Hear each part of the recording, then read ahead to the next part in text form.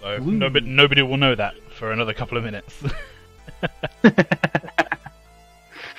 But yeah, there we go. We are live.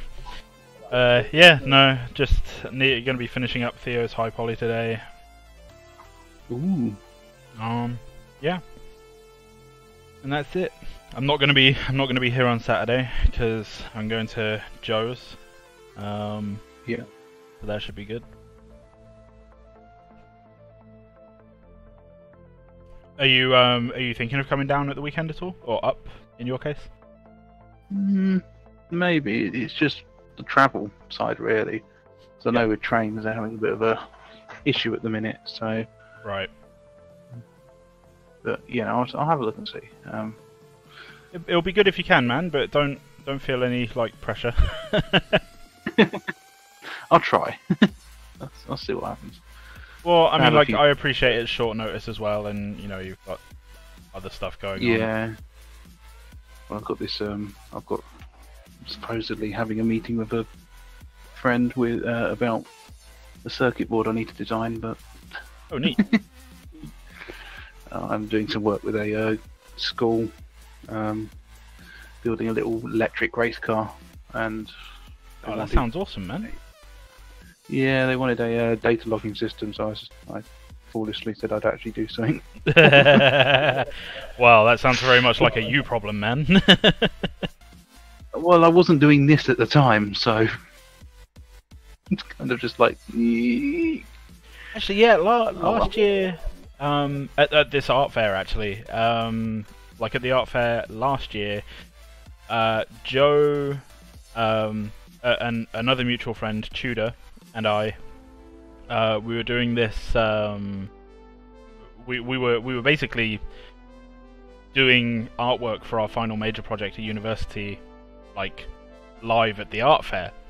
Okay. And we got like a few teachers coming up and saying like, hey, would you guys want to come and like maybe do talks at our school, like primary schools and secondary schools and stuff, about like how to get into making video games and you know all this other kind of stuff. And we said yes, yeah. and we actually did get a few follow-up emails, but nothing ever really came out of it. Like, at least for me anyway, I can't speak for the other guys, but for me, I mean, it was largely because I was just too busy all the time. Yeah.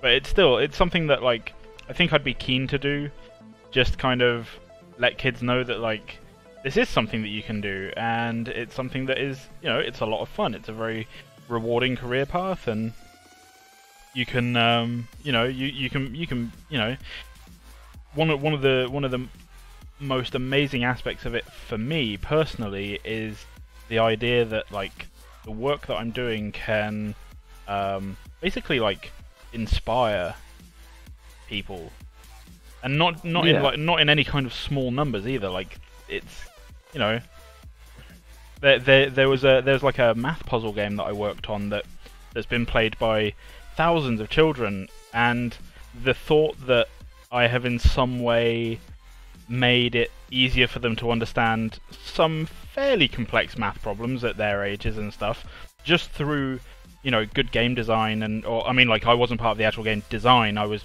on the art team, but still, you know, the idea that my artwork can make it fun or relatable in some way is like, it's cool. It's something that like a lot of people don't tend to put much thought into when they think about making video games, is like their impact on society, you know?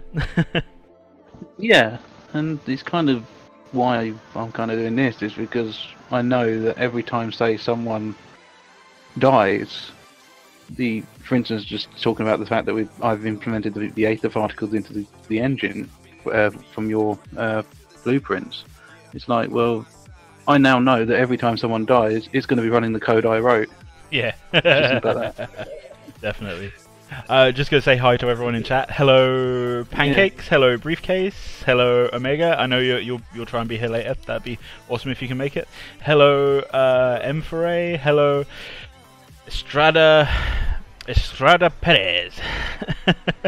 Hello, Don Resus. Hello, Mathrox. Hello, Zinky. I think that's everyone. Hello, everyone.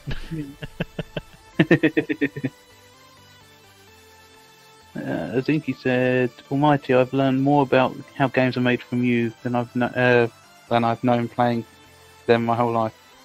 That's the thing, man. Like armchair developers are a thing, right? Like everyone who plays games thinks they know better than developers. And I don't mean to say this as like an insult or anything. Like it's just something you do, right? Like you go, "Oh, I play this game. I know how it works. Like I could balance this better than them. All you need to do is X, Y, and Z."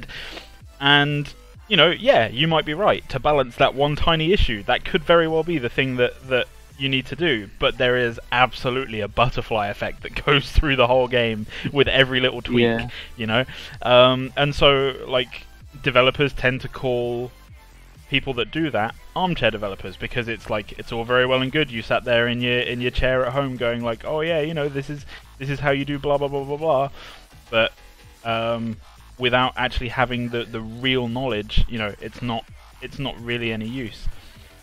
That said, like if you do want to get into game design, like if you want to get into making games in some way,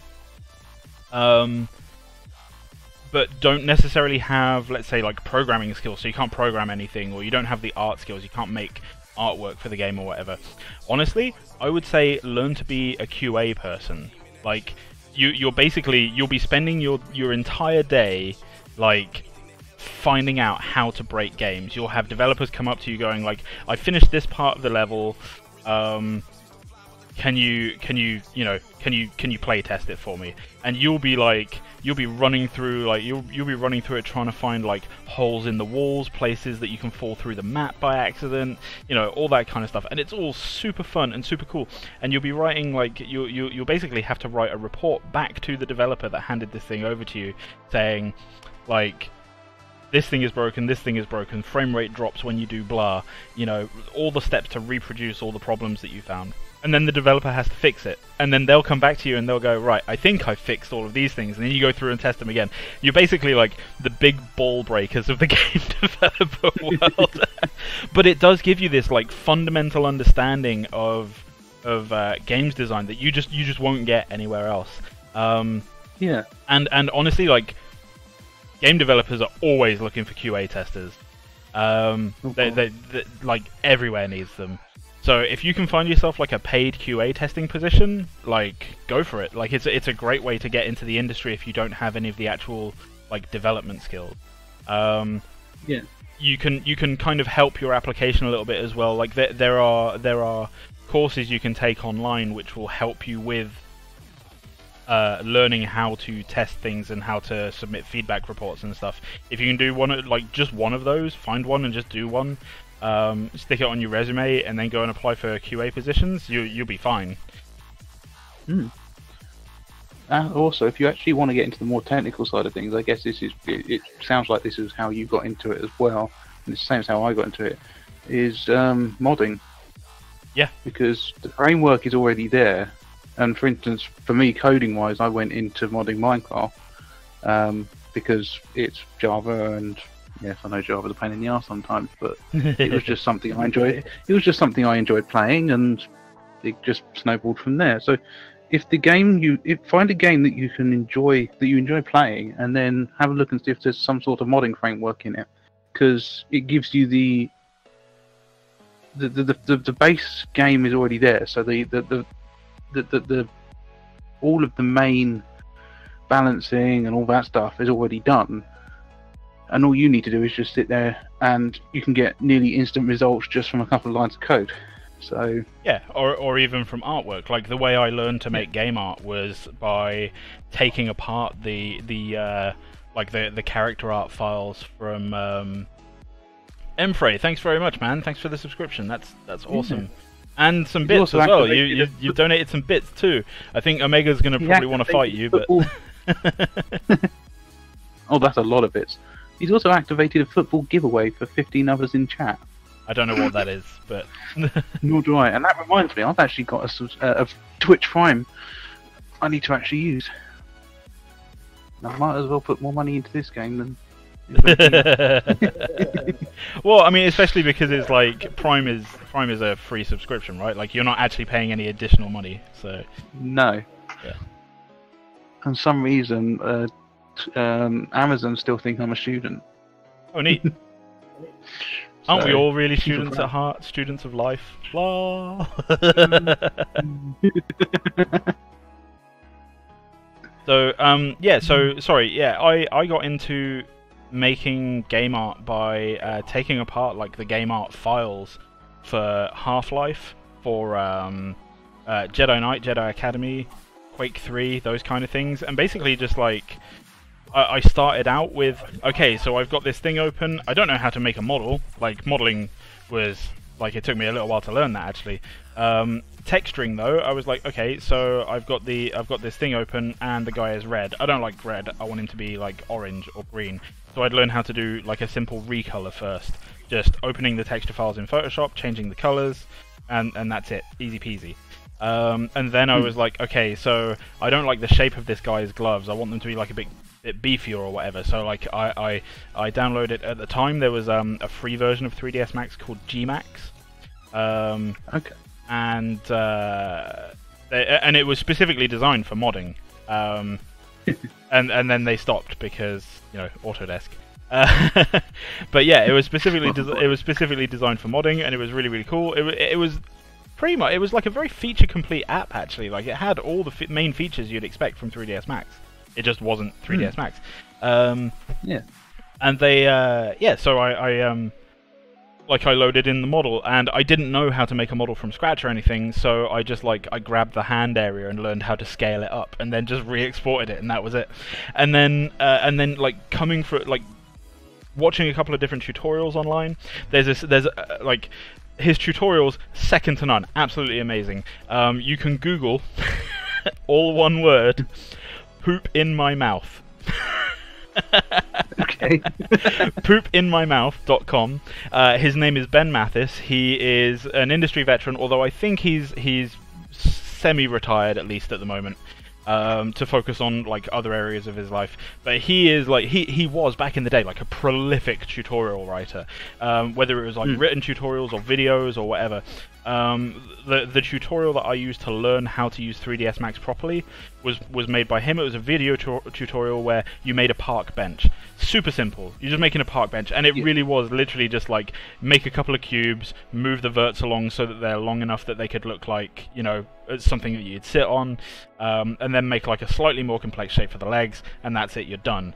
But the whole point of the video wasn't to teach you this is how you make a bench. It was, this is how you work around 3ds Max's interface. This is how you use the hotkeys in Max. You know, and once you know, like, how to select a vertex, how to move a vertex, like, just those simple things are really easily extended towards, okay, so now I know how to create a vertex from nothing and how to move it around. I can create, like, the outer shell of an object, and then you go, oh, but you know, I've learned how to do that, but how do I turn them into faces? You know, and so, like, once you learn how to connect like multiple verts into a single polygon, you know, you're really kind of flying along then, and that's how I learned to model. Nowadays, you know, there's so many more tutorials. There are much easier ways of getting into it and everything, but you know, that's how I did it back then. And you know, modding was a fantastic gateway, and the same thing goes for programming as well. Like, I think that one of the first mods I ever made for it was for Unreal Tournament 2004, and it was such a stupid little mod. Basically, it made rockets, instead of exploding on impact, they would bounce twice, and with every bounce spawn an additional rocket. And that rocket, like, the velocity of that rocket would be, like, slightly off to the side of the original one, so, like, they'd go out in, like, a pattern of threes kind of thing. It was just, like, it was so fun showing my friends, like, look at the mayhem I've caused. It's funny you should say that, actually, because before Minecraft, I did do some, like, it wasn't actually, I did a bit of modding, but it wasn't actually as in-depth as the coding. But I used to get Blood Guts from Halo CE.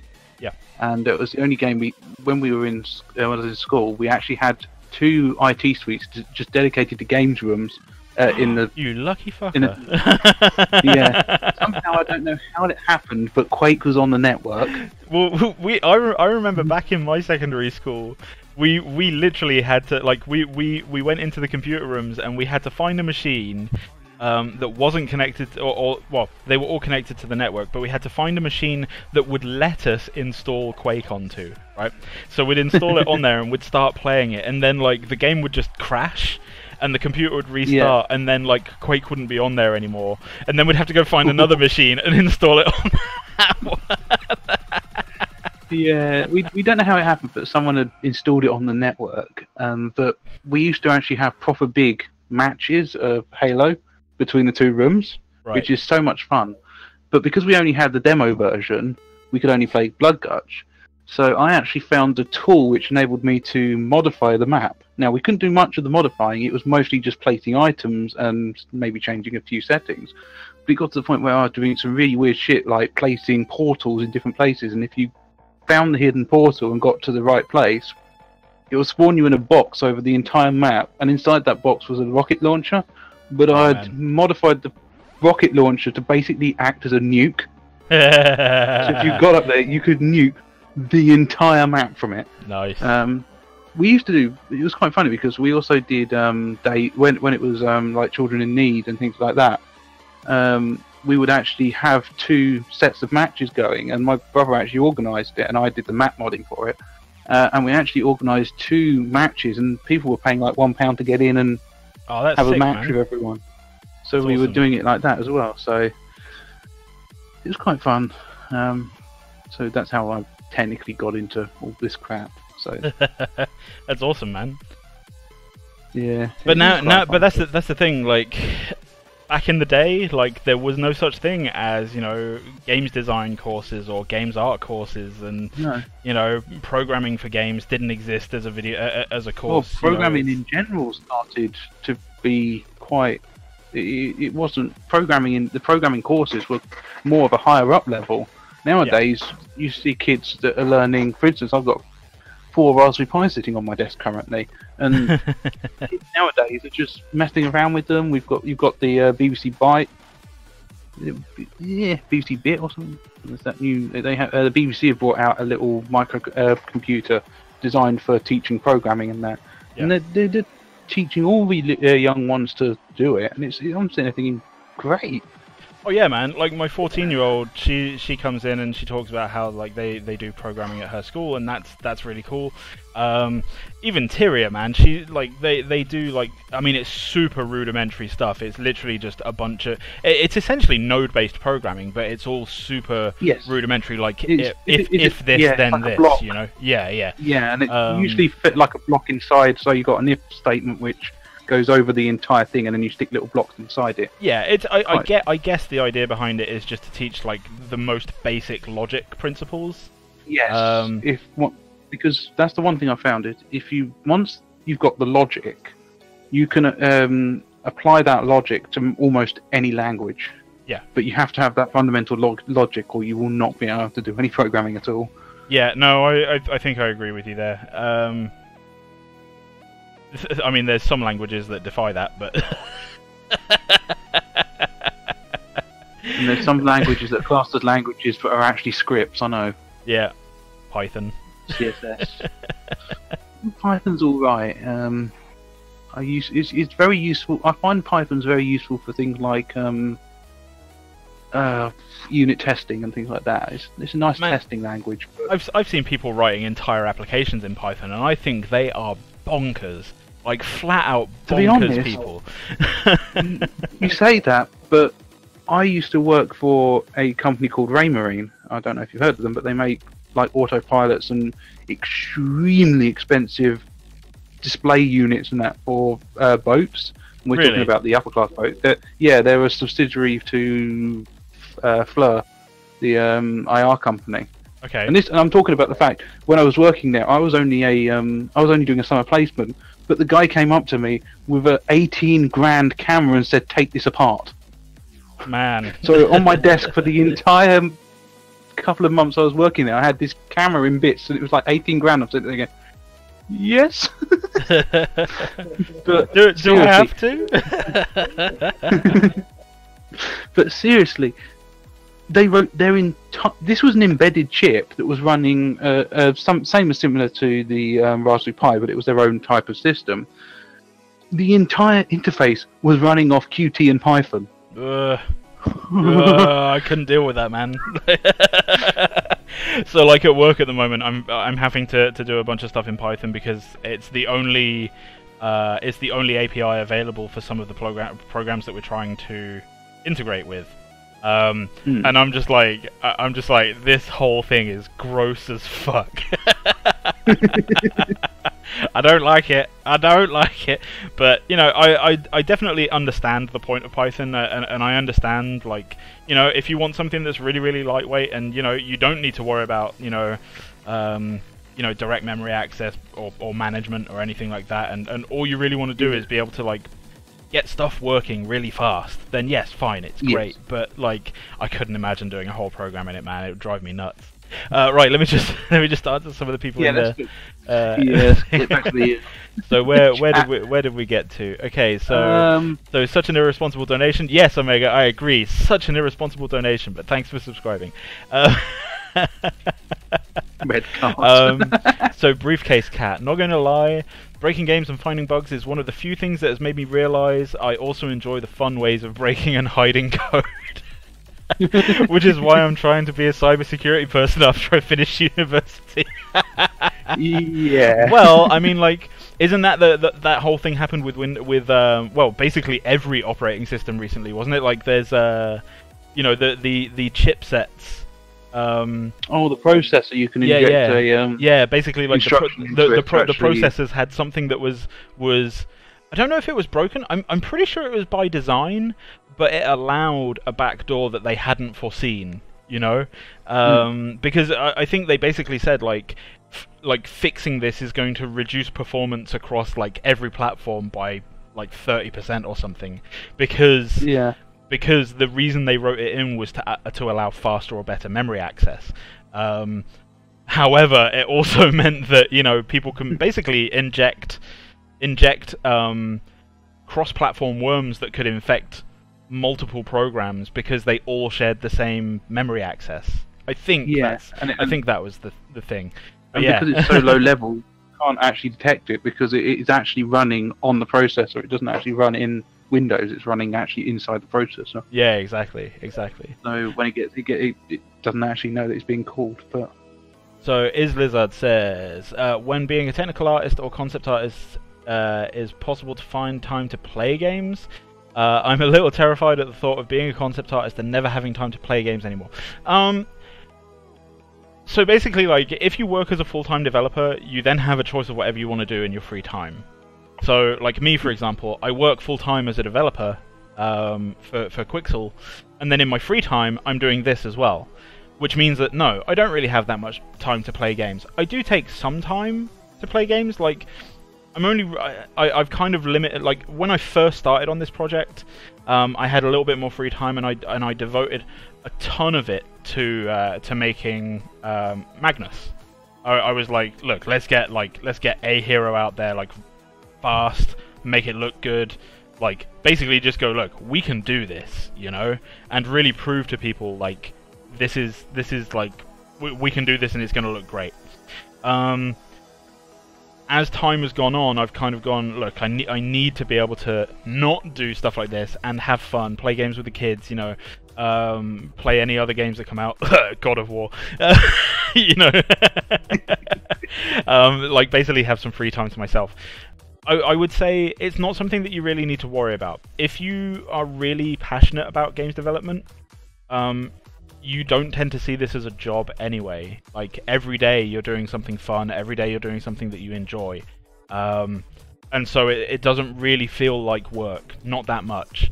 And then once you've finished it, yeah, you can go off and do whatever you want. You know, if you want to spend your free time making games instead of playing games, then do that. But it's entirely up to you. I think when you first start out, and you like maybe you're going to university to study it, and you possibly didn't realize just how bad you were, because that's a common thing. Nobody realizes how bad they are when they start out.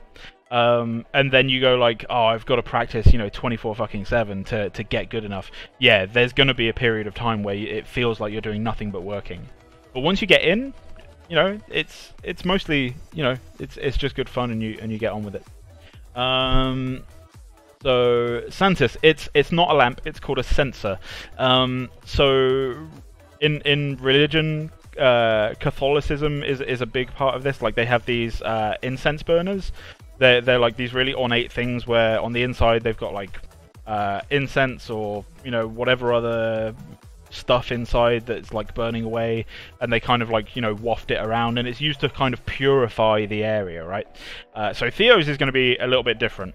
It's going to be the same in principle. It will be hanging on chains from the offhand. It's going to be a little bit more sturdy in that you're going to be able to like beat people over the head with it, I guess. And rather than being filled with stinky stuff that's going to purify the area, instead there's this kind of like this core which is going to give off like arcs of electricity, which are going to like hit the outside edges of it, and possibly produce the kind of blue energy that powers most of Theo's ability set. So that's that question. Sorry, I'm just going down the questions real quick, and I'll try and get to the bottom as quick as I can. So, buenos noches, Chico.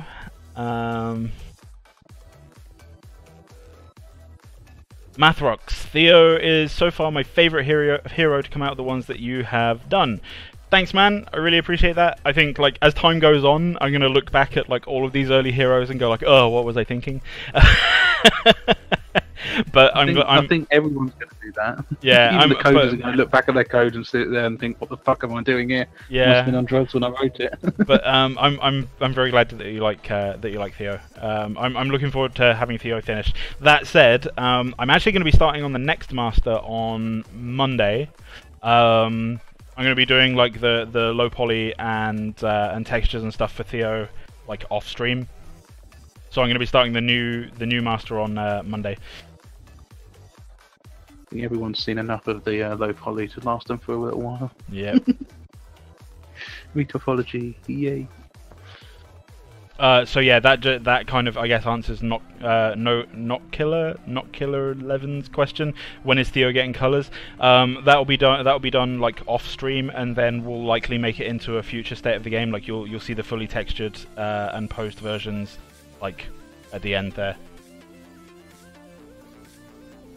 And maybe you'll see the others as well. Maybe. Oh yeah, Wooden's looking sick. I'm actually really tempted to buy a 3D printer just so I could print these all out. Oh man! Oh my god! I've heard that as long as you know what you're doing, building a 3D printer isn't actually all that difficult. Oh, I've built a few actually when I was at university, but the problem with building a 3D printer is the amount of maintenance you need to do just to get it to be calibrated and to get it to actually work properly. So I've actually, yes, I've built like 3 3D printers now, but I'm just getting to the point where I'm just looking to get a nice, something like an SLA printer that can give me some nice high quality models. And if I get a nice one, because the one I'm actually looking at is a bit more of an expensive one, but it's one that a lot of gaming companies actually use, and a lot of game modeling that their companies use to actually print their own 3D models that they've done in the engines and that.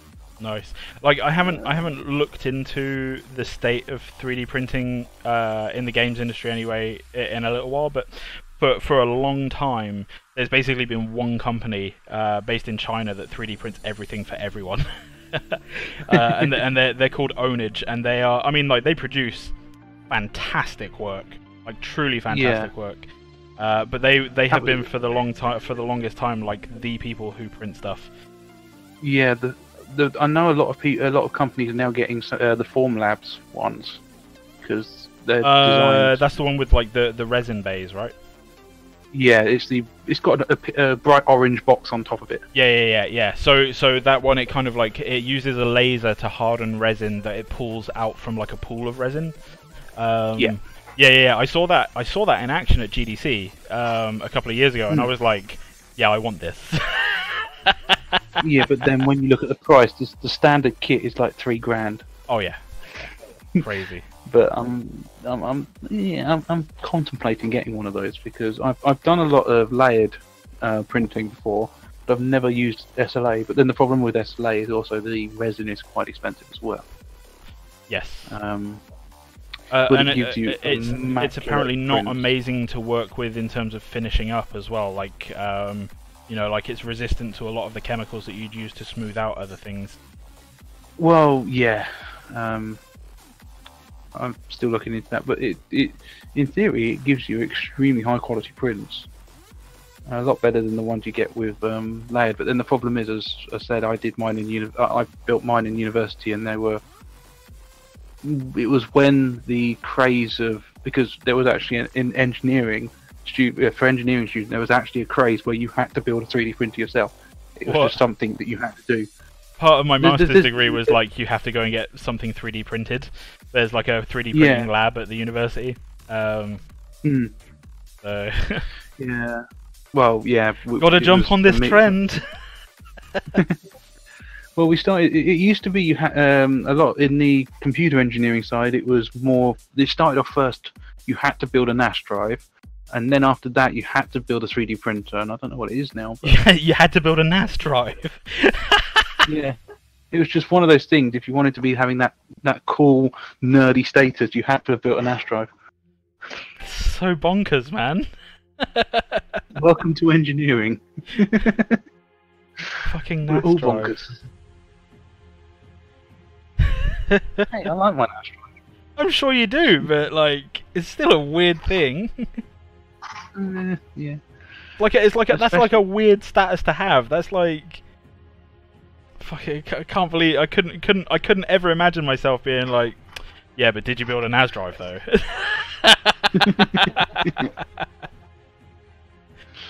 Oh well.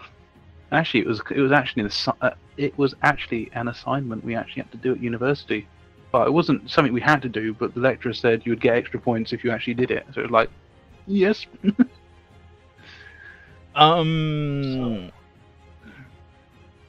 Briefcase Cat. I think it's unlikely that we would ever release the models for people to print themselves. However, I am totally down for doing like a limited print run of things. If it gets to a point, we could always have a look at how much it would cost to sell castings. So basically, I'm using Ownage as an example here because I've been in touch with them before.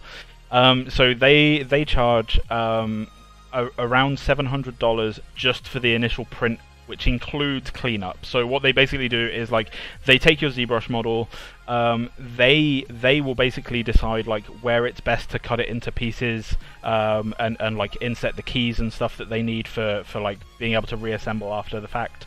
They'll do the initial print, they'll clean it up, and they'll cast it. And then I think they said like for the first 100 that you make, it's like $40 per model to be cast, and then the price goes down like the more that you want to get casted. Okay, so it's the initial. Yeah, the initial cost is yeah, definitely. And so with that in mind, it's like you can understand why, you know, like they're doing limited runs of collector's editions for games which have a statue, you know, where they can go like, okay, so if we sell this many of them at this price, we guarantee we're going to get our money back. And you know, we're in a slightly different boat where, you know, like we couldn't possibly guarantee that we would be able to sell all of the stock, you know. Yeah, that's true. But to be fair, a lot of the staff would probably get them. Yeah, Anyway. true. I would. I would definitely. As I said, I'm looking to buy a £3,000 printer just to print the bloody thing. So, but we will see. All right. Are you gonna read chat a bit? See what people are bitching about? Set yourself up a merchandise shop to help the project along. Well, we would love to. Yeah, we would definitely love to. So far, only one member of the team has official team merchandise. Yeah, alright. Scav did actually do that himself. It was like great.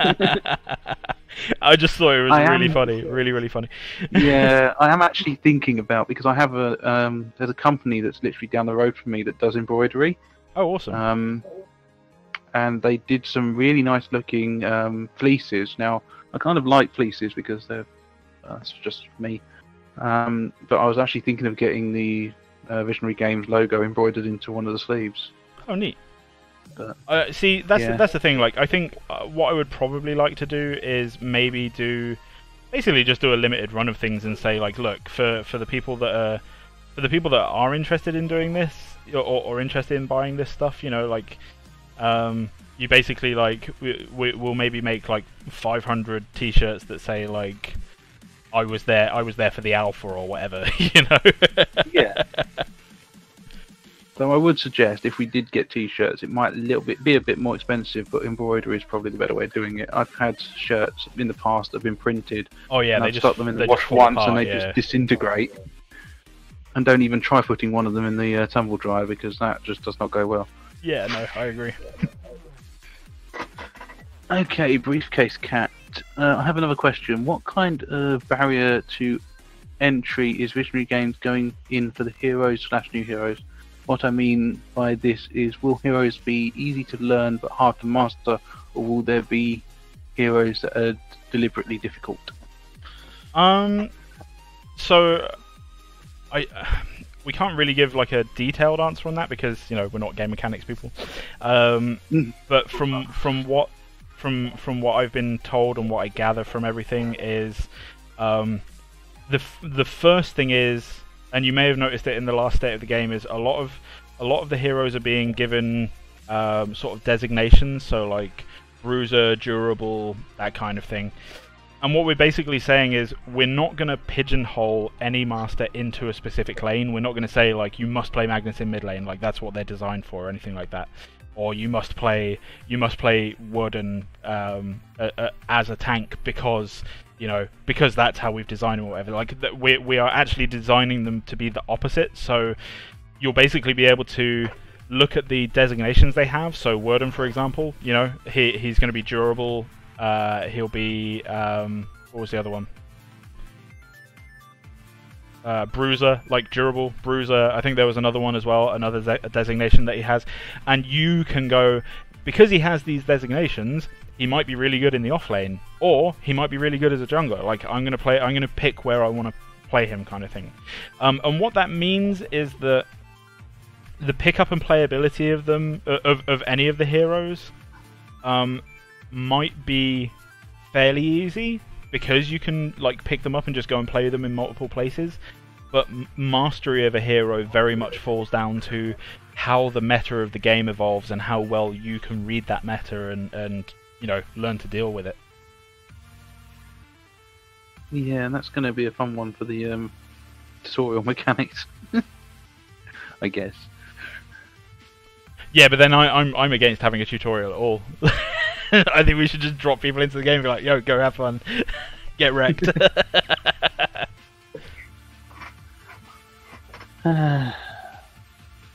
Okay, thank you. Okay. Glad you... Yeah, sorry if that wasn't like a really clear-cut answer. I tried my best. Yeah, we're just an artist and a coder, so it's not really our domain.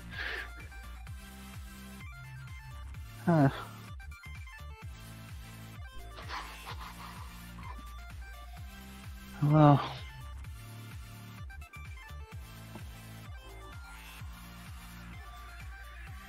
it's so damn hot. Yeah, it's really warm. It's got hot. And it's not just hot; it's humid as well, which just muggy. Yeah. So, are you setting this up like Paragon having third-person view? Yes. That's a yes. That is definitely a yes. Yep. We are... Yeah. Third-person Z-axis MOBA is basically the core definition of the game. Yeah. And if it isn't, we've been doing something really wrong. Yeah. Because so far, all the stuff we've made is in third person. So wait, we were doing top-down? Ah!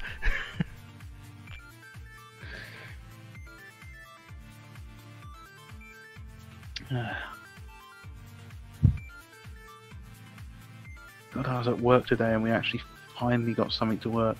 Like, Oh, nice. Never get into firmware programming. Oh no, to be fair, you do graphics card programming, so technically that's on par. Well, shaders, I mean, it's not really the same. You have to do a bit more vector maths than me, but... Yeah. Yay, vector math. You're still... Quick math. Oh, I did vector math. I did vector maths for AI, and it was like...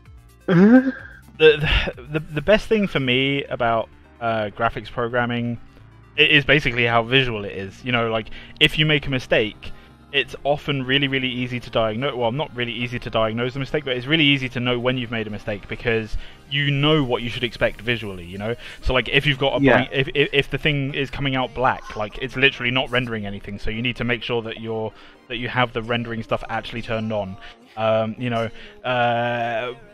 Doing importance sampling across a hemisphere, you know, that's some really, really fun math. And if you get it wrong, then you might end up with, like, your environment map looks like spirals instead of, like, a nice crisp image, or it might look like fucking fractals or something, you know, like, it's really fun when you get it wrong and you go like, oh, I've made some sweet art!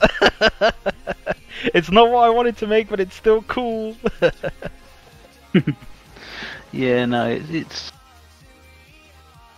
it's interesting. To be honest, when I did AI and that, it's literally just timesing, dividing, and no, it's just timesing and adding really. Well, see, if you're doing shader programming and you're dividing, you're doing a problem right there. Yeah. Yeah, it like was, in terms in terms of Mm. optimization and efficiency, like you want to divide as little as possible because division is actually really expensive. Yeah. Because, like, in order to divide something on a CPU or a GPU, what the thing actually does is it goes, okay, so rather than let's divide X by Y, instead we're going to multiply Y by small increments until we find the closest number that matches. Yeah.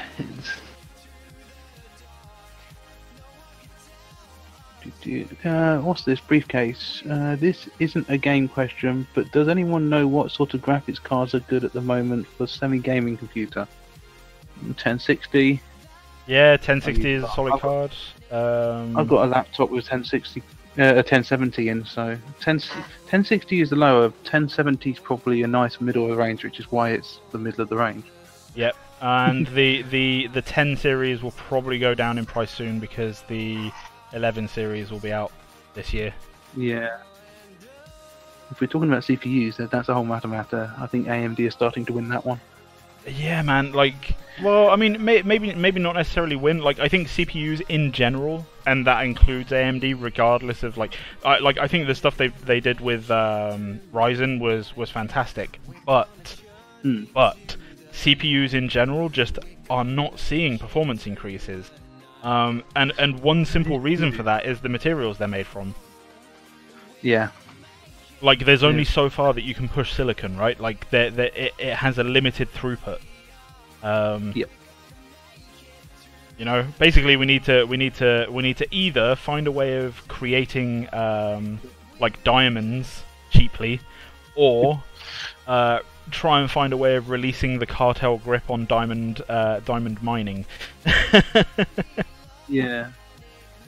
Because if we could you imagine have a CPU in your computer that was made from diamonds? Like, how sweet that would run. Like, I think they estimated the performance increase would be like in the magnitudes of like 200%, which is insane. I know a lot of people are looking into things like graphene and that now. Graphene could be awesome, but again, doesn't graphene come down to like production costs? I don't know. I know they're looking into it, and then there's also the fact that people are now looking or researching into quantum computing as well. You can't really play a game on a quantum computer, but no. Well, you could, but you actually, wouldn't no, be at the same to be time. Fair. Yeah. To be fair, that video though, that one of the guys in the dev chat posted, that actually did say that some people have already created games that run on quantum computers. Pretty sick.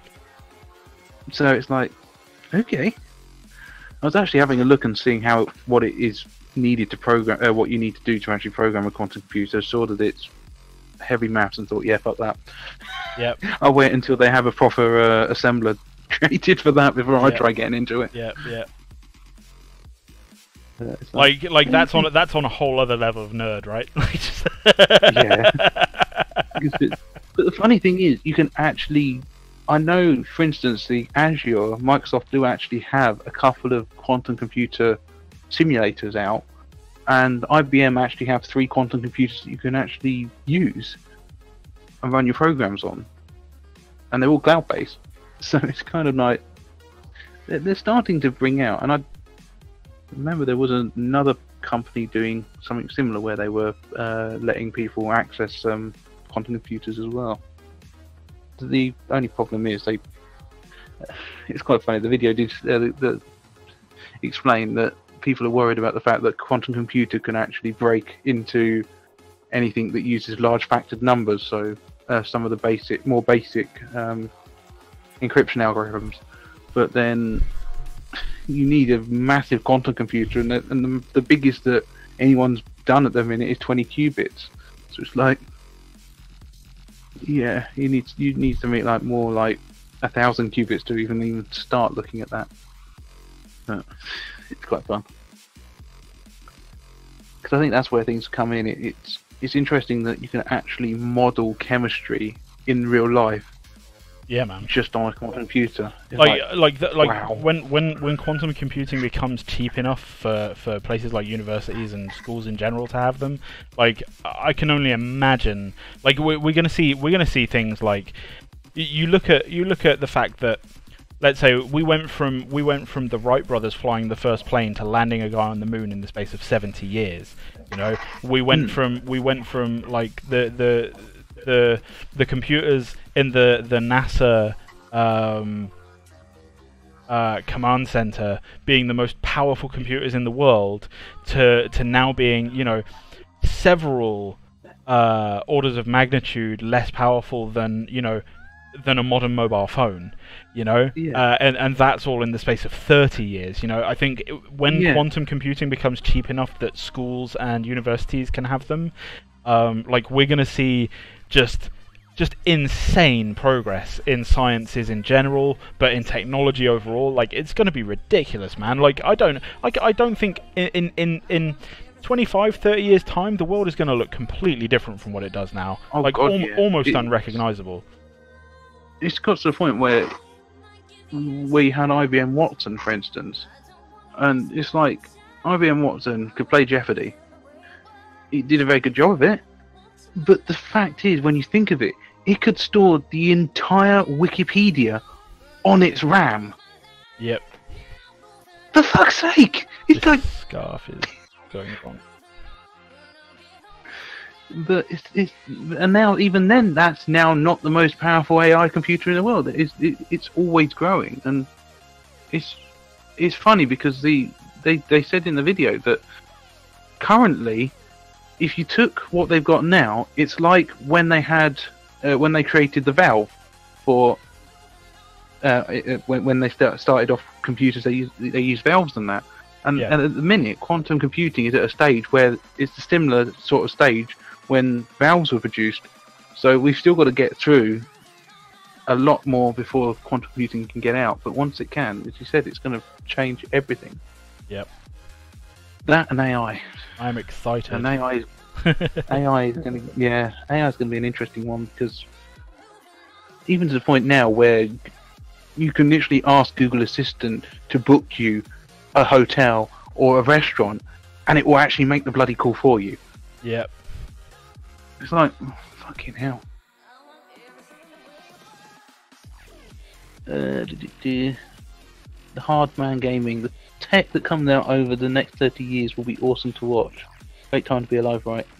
Yep. And you've got to realise that literally, like, 10 years ago, people were using mobile phones like the Nokia and that, so... The 3310, or the 3210 as well. 3210, man, indestructible phone. Great phone. Those things were, yeah. And people, the biggest game out there wasn't Fortnite, it was Snake. Yeah. And it's like, literally, that was like 10, maybe 15 years ago when that was happening. And now look, you're playing Fortnite, this highly intensive graphic game. Well, right, it's not the most highest. It seems to be the biggest one out there, though. On a mobile phone. Something that you can fit in your damn pocket. And it's like, yeah, that's bonkers, man. Like, truly bonkers.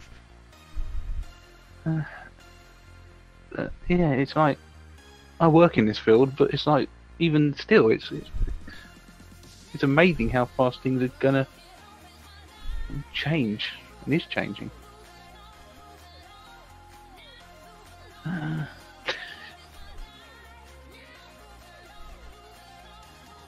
You miss your Vodafone phone. Good old Vodafone. The days when BlackBerry thought they'd be around forever. Oh God, yeah. That was that became a rage, didn't it? BlackBerry. My God. I mean, they had some great ideas. True. Like the whole if you have a BlackBerry, like, you can talk to anyone else on BlackBerry for free through their whole chat thing. Like, that was a great idea. Yeah, it was just Messenger. Yeah, it was just something that was more easily taken up by Apple when Apple took it on. I think Apple got rid of it after a while, though, didn't they? Yeah. I'm surprised Apple are a pain in the ass sometimes, but yeah, no. I remember because I've still got. Well, I don't have an original Game Boy, but I have a Game Boy Micro. Those things are like really weird. Yep. Still have the original games for them as well. And you look at the games then, and I remember going. When I was a kid, I was in the back of the car playing this game and thought it was absolutely wonderful. Now I look at it and think, it's still a wonderful game, but my God, things have changed. And the fact that I used to go to the library to borrow VHS tapes. Yeah. Blockbuster Video used to be a thing, didn't it? Yeah. But yeah, you're right, man. Oh man, I remember going to the library not for videos, but for music. Like, you could go to the library and rent out CDs. Yeah. To be fair, we did have a nice little setup with the videos where you could actually.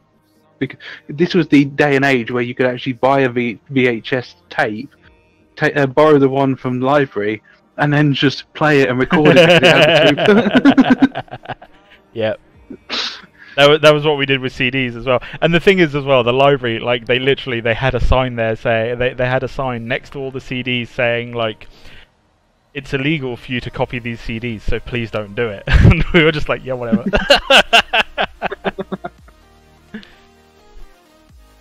I remember going to the library after school just to play Farmville. That and there was another RPG game that those were the days. Yeah. Like nowadays. Dude, it's so fun. Like, having these conversations with my kids, like, you weren't around for this, but blah blah blah blah blah, and they just don't believe you. They just don't believe you that the world could be that different. You know, that the internet didn't exist in your pocket. You know. No, and you had to use a floppy disk. Yeah. What the fuck's a floppy disk? I remember seeing somewhere on Facebook, someone had posted a thing, and they basically showed a kid a floppy disk, and the kid said, "Dad, why have you 3D printed the save button?" Yeah. Oh, that's fantastic. Why have you printed the save button? Listen here, you little shit. I think I've still got a stack of floppy disks up in the loft. Because there was actually, I remember when I was in... Well, they don't work now if you stacked them all up on top of each other. I remember I actually had to, because this was in the day of dial-up and that crap, I actually had to give a floppy disk to one of my school friends, and, well, actually I needed to give him like 3 floppy disks, and he had to basically download this file. I asked him if he could download this file. He downloaded it and used WinZip to actually split the file up so he could actually get it onto all 4 floppy disks, and then I had to take it home, put them all back together, and then unzip it. So I could actually get them do you know what? We did that here recently. Well, a similar thing here recently. So, my daughter wanted to play Overwatch, so I bought her a copy of Overwatch, and then we wanted to play it like now, basically, and like didn't want to have to spend the time to download it, so I did a split zip of the Overwatch directory on my computer, put it onto a couple of thumb drives, and took it upstairs and put it onto a computer that way, and worked really well, really easy, no problem. But like, and I tweeted about this recently as well. Like, I tweeted out about how, like, back when I first started using computers, 128 gigabytes of memory, like actual storage memory, 128 gigabytes of storage memory was absolutely unheard of, right? Like, so in my hand, I'm holding something that back then people just didn't think would even exist at all. The highest capacity that you could buy, I think, was like 500 megabytes. It was like orders of magnitude smaller, and in terms of cost, it was like 5 times as expensive as this thumb drive. And then if you account for inflation on top of that and everything, it's like the thing that I'm holding in my hand right now that like I bought for like 16 pounds. It's just like, people back then, first of all, didn't think that it would ever exist, and like could you imagine how much it would have cost? Just absolutely ridiculous. Yeah, because when I was in secondary school, it was just on the cusp of the floppy disk going out of fashion, and the 128 gig flash drives were just coming into fashion at that point. Yeah. They actually had flash drives, didn't they? They were big chunky fuckers, weren't they? Yeah. I think my dad's actually still got a 128 gig. No, actually, it's a 512 meg flash drive that he's had since he first got it ages ago, and it was like, still got pictures on it and that, and it still works. It's like, the handyman gamer said using a pencil to rewind the tape just to listen to it again. But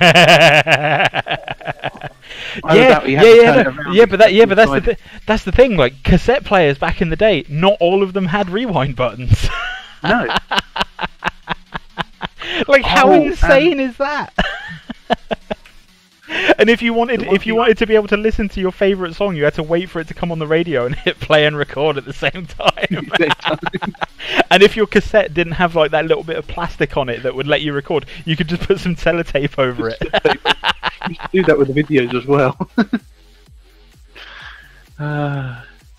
And also the fact that the VCRs had to track when you first started up, so you put the VCR in, press play, and it would start going out of sync and then coming back in, and the little tracking bar at the bottom going back. Yeah, proper bonkers, man. Like, and this is why I'm sat here going, like, in 30 years' time, we won't even recognise this world. Yeah. Like, when computers getting ready. I've been watching a lot of the Joe Rogan Experience recently, a lot of it. And there's maybe a bit of confirmation bias in there for me, but he definitely has a lot of thoughts along the same mind as me, especially when it comes to technology. And he's like, you know, augmented reality and virtual reality, they're making such big strides in technology. Give it another 10, 15 years, and something like Ready Player One could be, you know, an actual reality. You know, people spending most of their time in VR instead of in the actual world, you know? Well, the funny thing you should say that is that when I watched Ready Player One, and I was having a chat with one of my friends who is also a complete geek and techie nerd and all that crap, is that thinking about it, in theory, that is actually possible. The only problem, the hardware's out there, all of the accessories, because most of the accessories they were using are actually technically commercially available at the minute. The only issue I can see is that with such a, and this is a nerdy thing for me, being a nerd, and the fact that I'm doing programming and that, is that the fact that to run a game at that scale, to have that many people running on a game, you would need to somehow have to cluster the actual world into clusters, but still be able to see each other and see people. So technically, that is, I haven't found a way of being able to do that yet.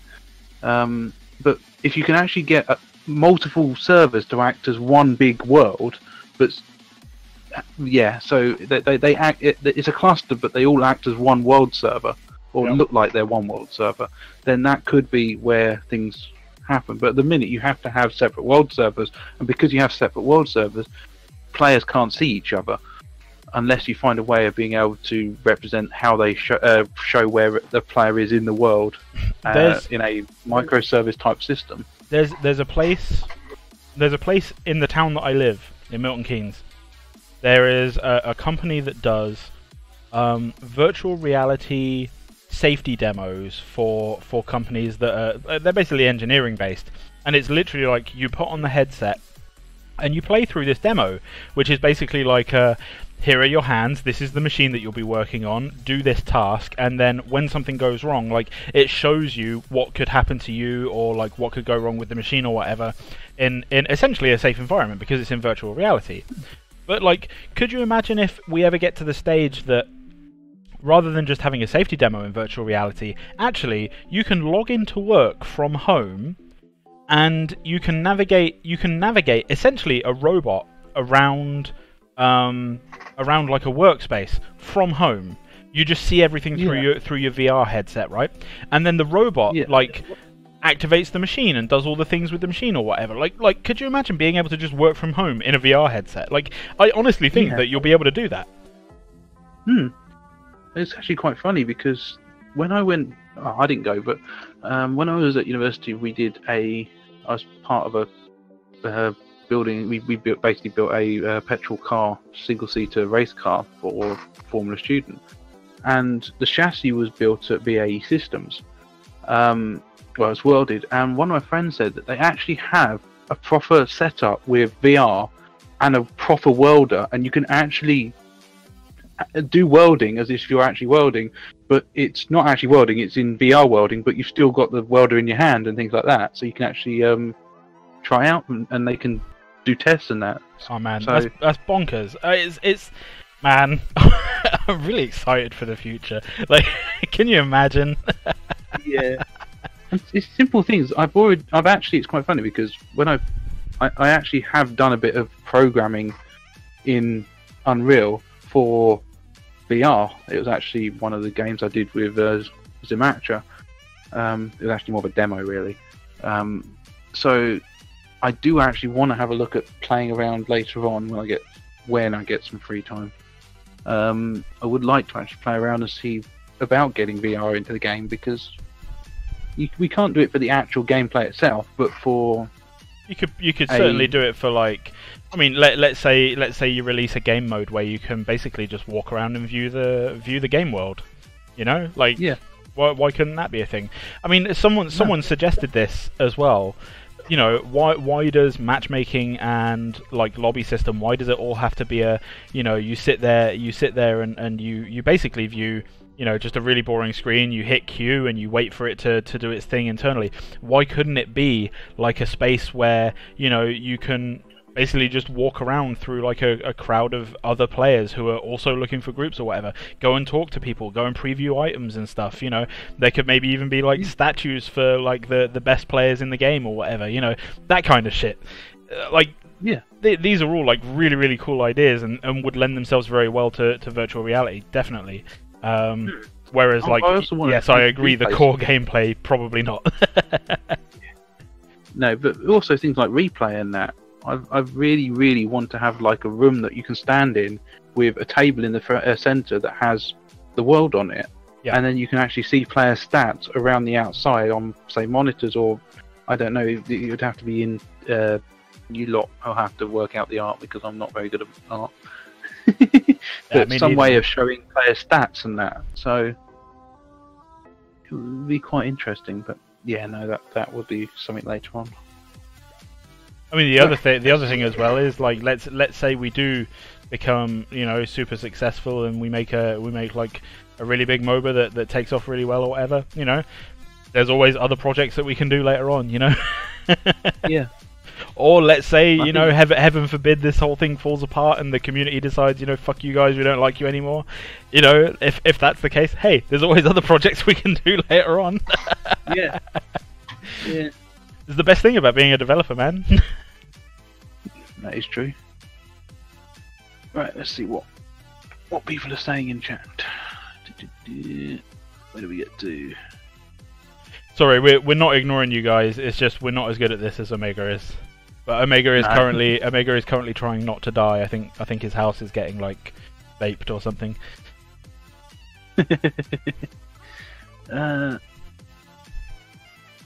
Yeah, if we ever find a way to out how to wake up Walt Disney, he's gonna have a heart attack. Oh man, that is true. I mean, the thing is, like, Walt Disney is dead. Like, he ain't never waking up. Yeah. Fortunately. Like, you can have whatever rumors you want, but the cold hard truth is, he gone.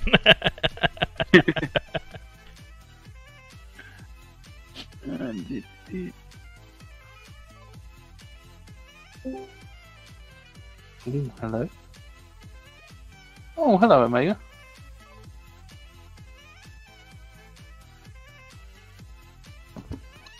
Hello? You're muted. Hello? Hello. Can you hear me? Hey! Hey, I thought you were like busy and stuff. No, I just had poison floating in my house. Yeah, it's fine. You know, yeah, we all have poison from time to time. You know. You know? So now I'm driving back to my poisoned house. But first, I gotta get gas. Woo! Stream and drive. That's how we do things here. Don't stream and drive, kids. Do as I say, not as I do. Yeah, I get really upset with people who like talk on their phone while they're driving.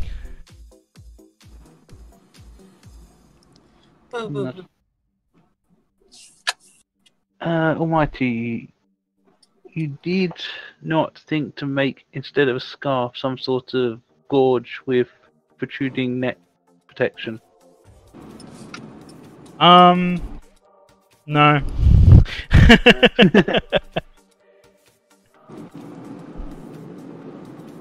And another question, did you watch The Expanse?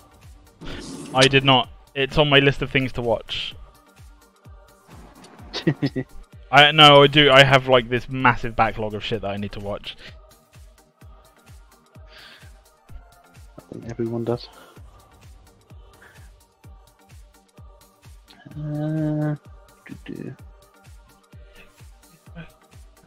Just think of the days when MOBA or VR and yourself load in as a favourite or classic Hero Master.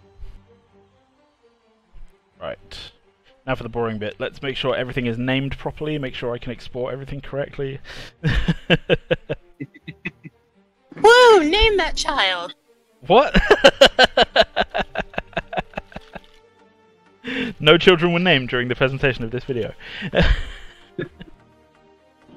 I mean, you don't know that. They probably just weren't named here.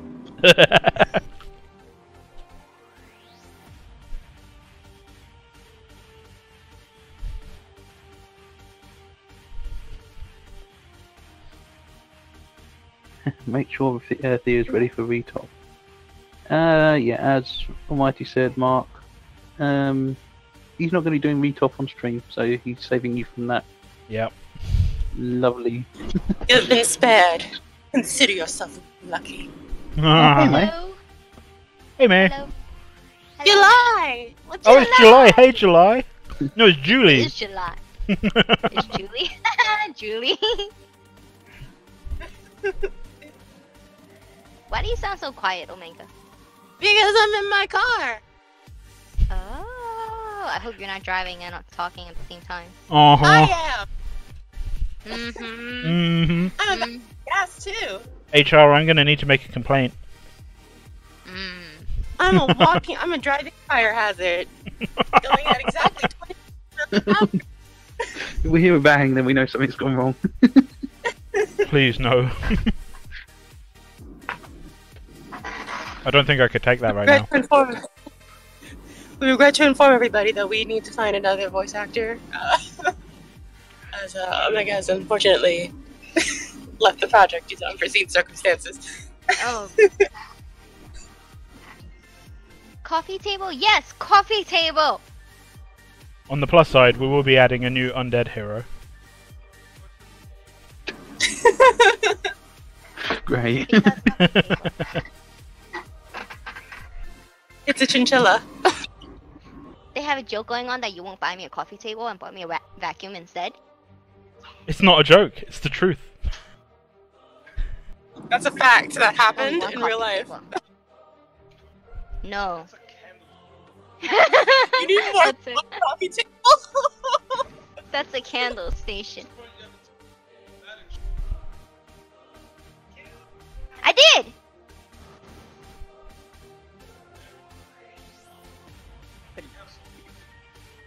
Wax issue. Shh. Okay.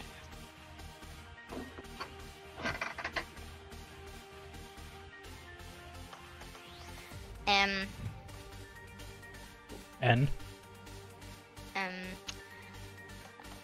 Omega outside. Yeah, what? Oh no, I'm just reading the chat. They're saying, Huh? don't yell so loud, Omega. I'm sorry. You said I was quiet, so. TMNT said, wait, we can talk about Omega and he won't know. Nuh-uh. Blatant lie because I have a phone that can multitask. So you're gonna talk shit and get hit. You talk shit and get hit. Yas.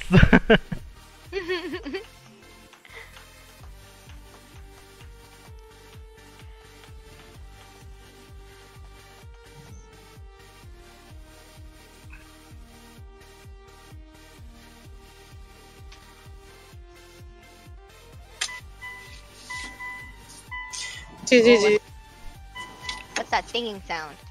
That is my car because I just took my seatbelt I was gonna say, it sounds like a car crash. I'm about to combat roll out of my car going at 45 miles per hour. I'd pay good money to see that.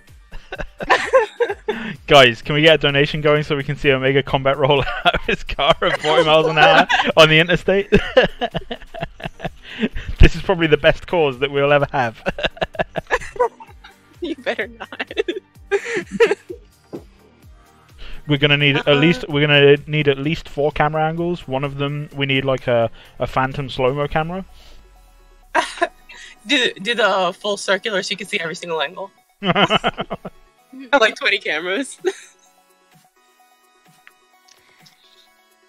I like everyone's accents. I'm from Australia, so don't hear others too often. G'day, Cobber. It sounded like you were just like confused about what Australia was. Because you wrote it as AUS, so I assume that's Australia. You're just like, what the fuck is Australia? You better scramble like an egg before you get folded like an omelet, Omega. Look, man, I'm a full course breakfast. You better get out of here with your outdoor self. And they're like an appetizer.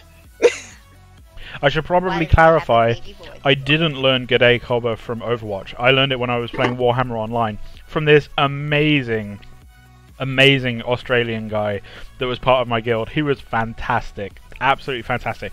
He'd call me Cobber most of the time, but sometimes I do stupid stuff and he'd call me a flaming galah. That's a quote. You flaming galah? I asked him what a galah was once. He said, "It's a bird. It's a type of really, really annoying, noisy bird." That's like every bird in Australia, though.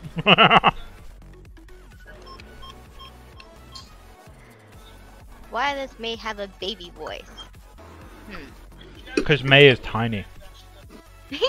She needs to hide that she can kick your ass. Marco said, "Because May is a baby." Jeez. CMNT said, "Almighty, how big is a donation?" What? No, dude, I was joking. I do not look like that emoji. Shaq with the shot. The Hard Man Gaming cheered for 100 bits. Awesome, thanks, Is that man. responsible? That's irresponsible. That's great. I don't know if To that's be responsible, though. You're gonna give Omega road rage. Don't God, get me these heated, people, I'm pumping these gas. people Let's set a so fire. irresponsible. Ah. On the news, just globally. Oh gosh.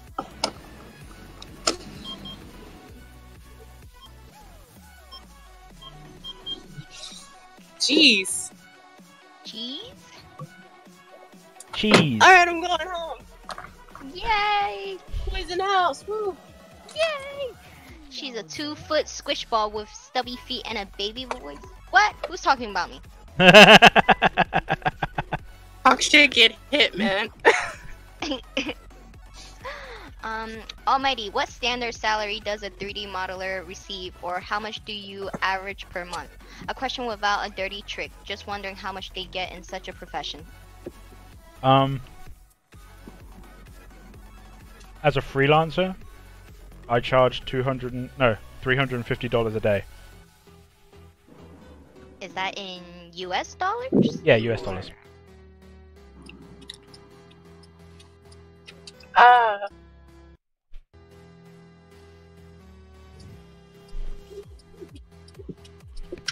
That should honestly be a new reaction. You talk shit, get hit.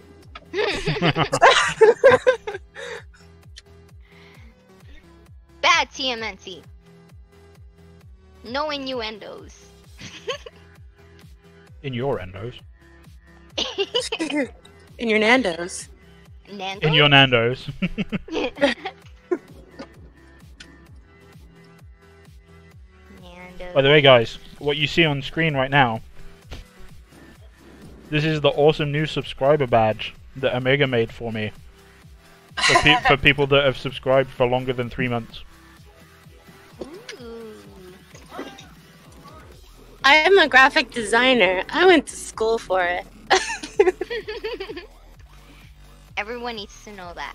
Everyone needs to know. I'm just waiting for ZBrush to, it's thinking about stuff. It's thinking about stuff. Oh no, did it crash? Well, last time it crashed. Hopefully it won't crash Gosh. this time, but it is just thinking. It's Male it's voice. thinking. I mean, it doesn't really matter if it crashes because I won't have lost any real work. All I'm doing at the moment is trying to essentially reverse subdivide things. So basically create lower poly things that are easier for me to retop.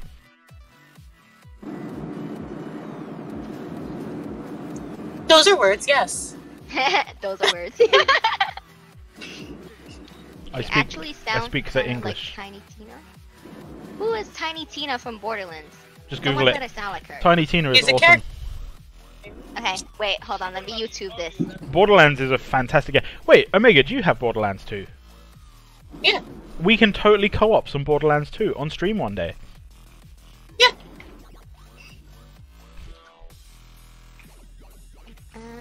Okay. No worries. I'm eating a coconut Toblerone. It is yummy. A coconut Toblerone. Oh man. What? You heard? No, but they said I sound like her. So I want to see what she sounds like. Then go find her. She's voiced by Ashley Birch. Speak already, goddammit. I don't think Booth does get paid for being thick. I think it's just a privilege. No, privilege, it's a right. Oh, that was our doorbell? I thought that was, I don't know. I mean, I know what doorbell sounds like. I thought that was from the video. I don't know. Denada. This Tiny Tina looks badass and sounds Tiny badass. Tina's fantastic. Yeah. And then someone else said, I sound like Kirby. Kirby. That's why Mabel voiced Kitsune. I'm gonna voice Prime Beast. Yep. Bye. Yes, more candles! What the fuck? That was a delivery. Seance? Like what? That was that. Yeah. Specific sense to summon whatever demon you're trying to summon. They By smell the power good. of Prince Vanilla and pumpkin spice. No, they smell so good. Violet lavender. I summon you. Sensuous. One of the candles I bought, it's called London. Oh, so it smells like London, just in general? Well, I smelled it. It smells like lemon iced tea. Can you confirm London smells like lemon iced tea? London does not smell like lemon iced tea. London smells like fucking trash. Well, I've been to London smells like a hot fart. What? Apparently, it feels like one as well. So Yeah, it probably feels like one too. Are you in London right now? now I'm on the south coast, and it feels like a hot fart. So Yeah, if he's on the south coast and it feels like a hot fart, and I'm just north of London, it feels like a hot fart. Then London being in between the two probably feels like a hot fart. It's pervasive over all of just the area. Oh, someone followed Oda Knight. Odinite has followed. Wait, hang on. Odinite has joined the fray. Thanks for following. You struggle a little bit. Yeah, definitely. I had to strangle myself with my beard to get that high. Not the beard. Death by your own beard. Like, could you imagine? Somebody's probably done that. Almighty, how much does Booth get paid for being thick with 6 C's? Yeah, we already, like we said, that's not something you get paid for. That's like a right, you know, like. He was like born into it. He popped into existence just thick, and everybody's like, "Damn, Damn, son. damn, son, where'd you get those?" Wait, why do you need to summon a demon? Omega's already here. And I was like, bitch. Look, man, my friends are cool. We just pick on your lifestyle habits. You came after my lifestyle on Facebook on a public forum, and I have to come after you now. What? But I was gonna make you one. Literally. Okay, fine then. Fine. Literally, the first thing she did after she added me on Facebook was come after my lifestyle. I was like, "Dang, girl!" Didn't even plop into my DMs. Didn't even slide into my DMs and say hi first. Just went straight for my lifestyle. I'm already on your DMs on here. That's okay. Didn't like it. My posts. Just It reminded me of you. didn't scroll through my timeline. Didn't see what my friends were up to. Just went straight for my life. Whose mic is that? Your Whose bitches mic is is whack. I don't know whose mic is that. Okay, I am Almighty Gur. Hi, I'm Omega. What's up? What's good? Hi. That's Dave. David's like, what is going on? What the hell is happening? No, yeah, no.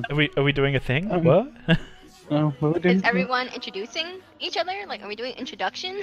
Well, you know, someone said they didn't know who's who, Yep. so like. Oh yeah. Someone else no. deliver something! Someone else deliver something! I heard the doorbell! I heard the doorbell! Someone else Probably deliver something! another.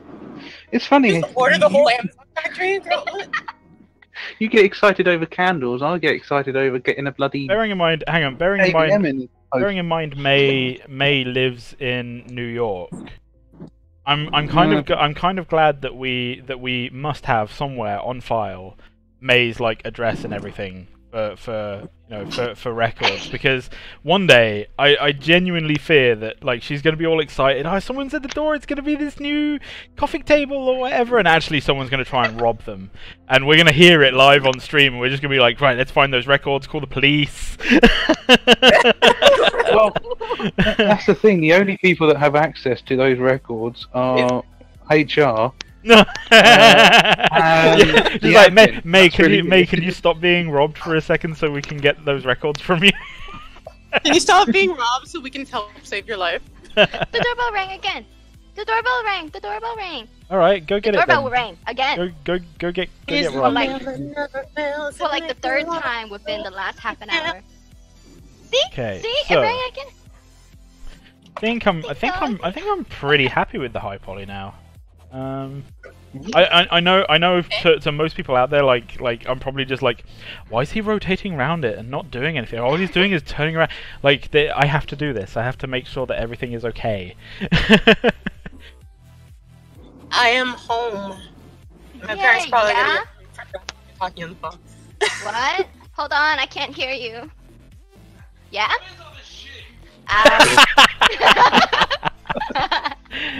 What is all this I don't shit? Love it. That's my step stool!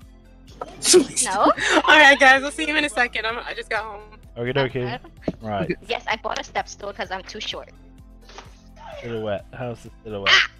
Yeah, pretty good. You put more ice. I wanna know what these are.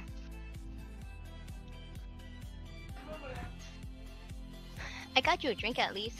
What is this? Amazon? De nada. De nada means like you're welcome or something, or like no problem. Yeah. Well, I mean it. What are you saying that to? Whatever it is you got. I don't know what I got. I know one is candles and hand soap and stuff. Another one is a step stool. Me and my kids call Hanzo from Overwatch. We call him Hand Soap. Hand soap? Yeah, Hand Soap. Hand soap? This game is looking so hot. When can I play it? Will you release a pre-alpha anytime soon? No. Well, we can put soon TM. Oh, yeah, soon TM. Yeah, I mean, like we don't want to give away any like deadlines or anything in case we can't we can't meet them for any reason. So, you know, like once I can give you a clue. Go on then. I can give you a clue. We haven't got a game. There you go. That's a clue. There you go. Yeah, no. Once we We can't even internally play it, so yeah. Once we get to the point that you know that we're ready to, we'll start announcing, you know, alpha testing phases. We'll start. That's honestly when we're likely to start doing like a funding drive, and we'll probably do that through like founders packs or whatever. You know, that kind of shit. So yeah, that's when you wanna. That's when you want to save your pennies for that, because you know we could release an alpha right now, but it will literally just be super mirror mode. that was You not can only material, play but- one character. Yeah. Yeah, everyone's getting sick of Magnus right now.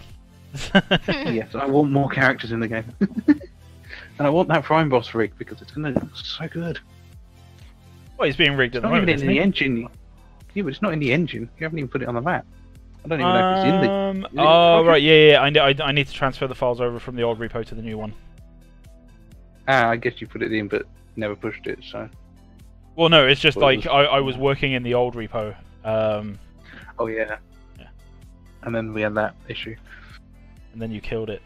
So what I'm doing at the moment, guys, is like I'm basically like I'm going through a bunch of different materials, looking for basically anything that sticks out like a sore thumb, like that like needs working on, anything that isn't smoothing properly, anything that it just looks broke. Broke. I'm not quite understanding this question, but Briefcase Cat is asking, I'm slowly moving most of my searches of activities onto my phone, and I'm wondering, is it possible to get a second monitor / screen for my phone? It depends. Some phones do actually, well, quite a lot of the newer model phones do actually have HDMI inbuilt into them nowadays. You probably have to get a converter. Some of them do actually have micro HDMI on them, especially if it's like a USB 3. You can get dongles from that, but you have to actually have a look. Speaking of, and see if do you remember when Ubuntu wanted to make a mobile phone that had Ubuntu Linux on it, like that would have been its OS, and you could plug in like a keyboard and mouse and monitor into it and use it as a portable computer as well. Yeah, that would have been sick. Like the thing is, I actually pledged for 2 of them, right? Like I pledged for 2 of this phone, like the Kickstarter failed, so like nobody got anything. But man, like I was so pumped for that. Yeah. Well, if you have something like a Samsung phone, you can use their DeX system now. The DeX dock, which does that. Quite sure that some companies, or some of the larger flagship companies, are doing similar things. Because actually, this is something that one of my colleagues at work said was, it's something like this nowadays. It's looking like sooner or later you're not actually going to need to actually have a computer at all. You literally take out your phone, plug it into a dock, and that's your computer. Yep. And that's something, and it literally you just pull it out, move it in, put it into another thing, and you don't technically have a computer where you sit. You just literally plug your phone into the monitor or a dock, and it will then turn into into a computer. Yep. And it's actually showing, because Windows has actually, well, I think they've been leaked, but it's actually looking like they're building a dual screen phone that has a full core version of Windows 10 on it. Yeah, they like one of the recent editions of the Windows Phone was basically designed for that purpose, wasn't it? Like, well, they're getting rid of the Windows Phone concept, and they're actually putting a version of Windows 10 onto a phone. 25, 30 years, man. To be fair though, Windows 10 is very optimized, especially compared to Windows Vista. Anything's better than Windows Vista, but Windows 7 and Windows XP, Windows 10 is the most optimized version of Windows that they've had out. And yes, people do hate the fact that you have to install loads of updates, but the way they've done it now is that they don't ever have to make a major version of Windows ever again. They can patch any part of Windows from the kernel all the way up to the actual operating system files themselves without having to make a new major version of Windows. So this is why Windows 10 was the Windows to end all Windows, because they don't have to make major version updates anymore.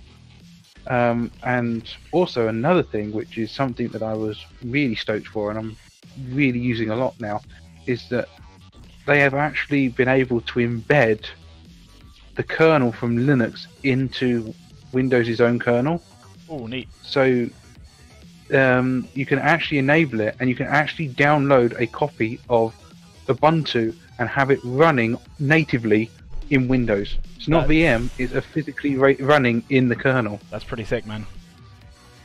You can't. They're still limited with accessing hardware and that, but actually running, you can still run apt-get, you can still do all that, and they don't just have Ubuntu, they have other distros as well, and they're starting to add more, which is really quite nice, because you can actually you can actually do. It's designed for things like cross-compiling, because it means now you don't actually have to have 2 separate computers to compile and build. You literally just have one and use the embedded distro of Linux.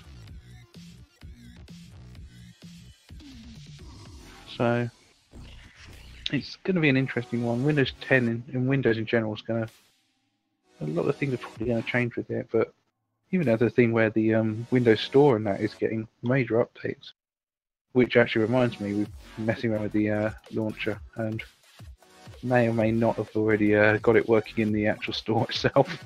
Yeah. It doesn't work. It kind of works, but you have to do some really fancy things with development certificates to get it to work. But I was able to get the launcher to install using a copy of the Windows Store app and running. So unfortunately, that's getting a rewrite again. I think that launcher has been rewritten at least twice already, and it's on its third iteration of rewrite. We're trying to find the best way of downloading the game files at the minute. We started off with HTTP, and there is some bits and pieces, and we're going to have HTTP incorporated into it, but we're starting to look into peer-to-peer torrenting as well. But we have to have a fallback on HTTP because I've been reading a lot of comments on other games that do use peer-to-peer systems, and it seems a lot of it's blocked. Or a lot of people have had trouble with the fact that the ports are blocked and that. So it'll probably be natively peer-to-peer and then feed down into HTTP. Yeah, just as a fallback. Yeah. It's quite hard because a lot of the games don't show you. They say they use peer-to-peer. Things like Star Citizen use peer-to-peer.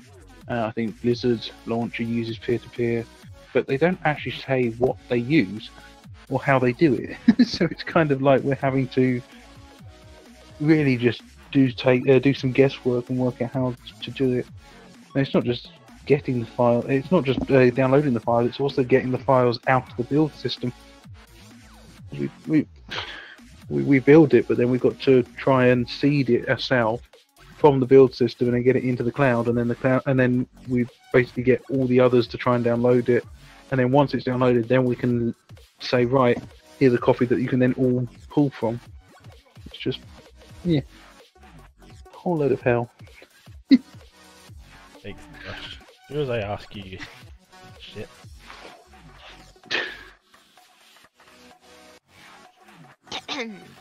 What? What? What have I done now? I was clearing my throat. Okay. There's a lot of spamming in chat. So, like, guys, Will basically, like, anytime May talks to me, it's because I've done something wrong, like I've pissed someone off, so... So, like, anytime May, like, clears her throat or whatever, I'm just like, what have I done now? Like, who have I upset? Gotta kick your booty. Like, literally, she flat out told me, she was like, you need to be nicer. Yes, I did say that. Like, but why though? Because you have to. Where's the benefit for me? You don't get to hear me kick your booty as Aw, often. don't see that as a benefit, to be honest.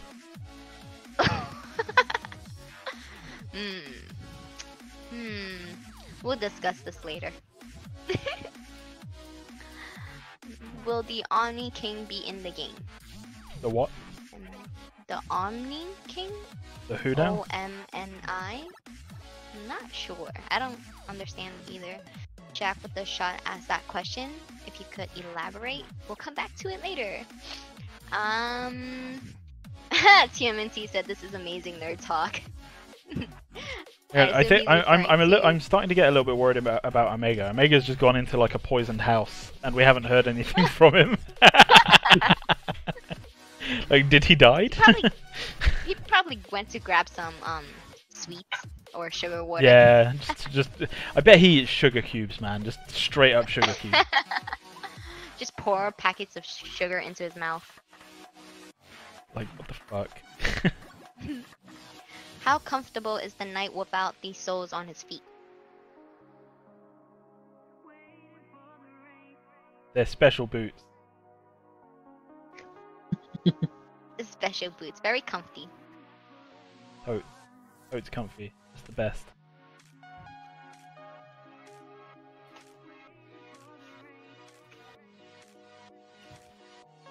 That is a good Yes, point, we though. do have an official website. It's not a full website. It gives you just some links around to places and gives you a place to subscribe for any email notifications that we do. We will be fleshing that out soon. At the minute, we're just trying to make it so it's a little cheaper to run. We're having to learn a brand new way of... It's all written in .NET, and we need to actually get it into .NET Core, which is... Doesn't sound a bit hella fun, but I'm letting someone else do that one. You got Andrew to do that, didn't you? Yeah. Yeah.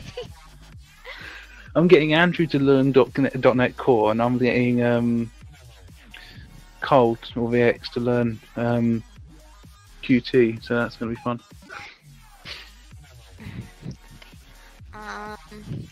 Almighty, do you not want to make her one segment on the glove? What? Do you not want to make her a ring in one segment on the glove? Don't understand. Not sure. Yeah, see, Marco said you need to be nicer. Totes. How did you all meet on the team? Well, I just kind of joined the team and there were other people here. That's how I met them.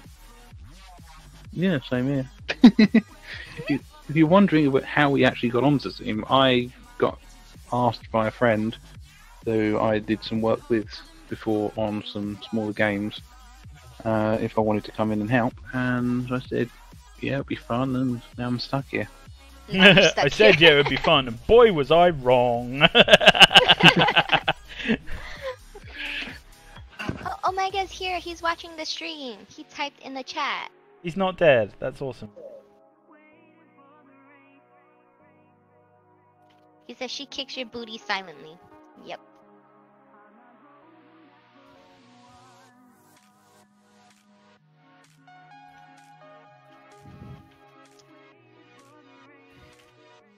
How did all the team come together? Yeah, I joined because Keepek, one of the guys in our Discord, was like, "Hey man, you make 3D models. This group over here needs a modeler. Do you want to join them?" I was like, "Yeah, okay." That's literally it. Like no like hidden backstory there or anything. Like, yeah, okay, I'll do it.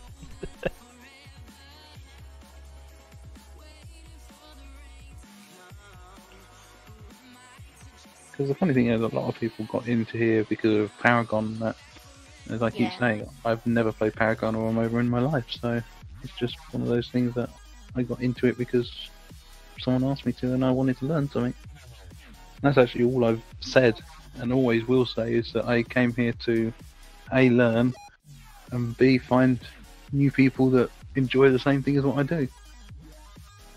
Make new friends, and also at the end of it have a type of game. If it's a game that's successful, then great. If it's a game that's not successful, but just the staff members play it, that's fine as well.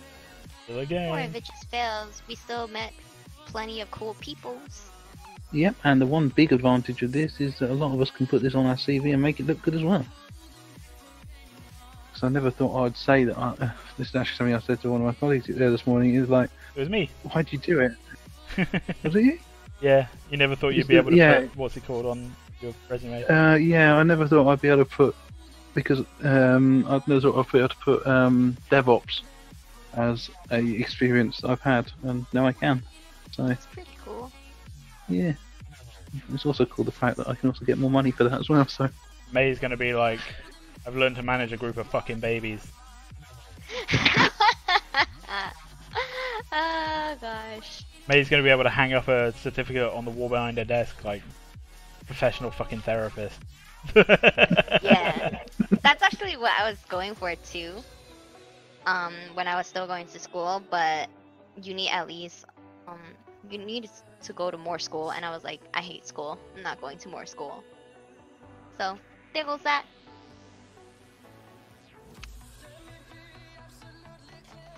Okay.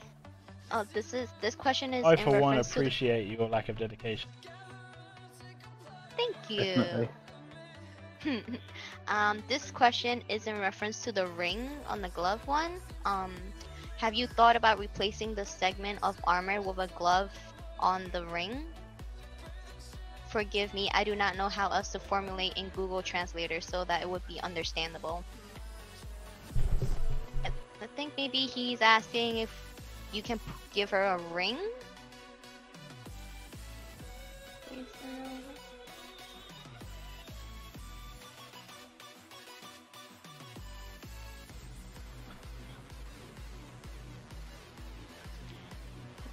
I'm trying to figure it out. Yeah, have you thought about replacing the segment of armor with a glove on the ring? I guess I'll just say no. Yeah. Okay.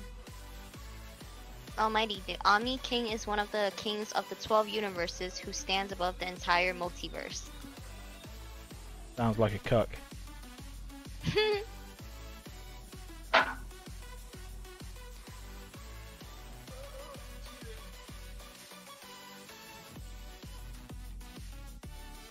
What? How will you all share the Wonga, Dosh, and Reedies? Money. That's slang for money. I'm pretty sure May's gonna run away with it all. Yes, definitely. Gotta get that coffee table. I'm just gonna take all your legal documents and shrink them. Yeah. I don't know what you're talking about. What agreement? What are you? We never had an agreement. or just straight up, I'm altering the deal. I'm changing it. Pray I don't alter it any further.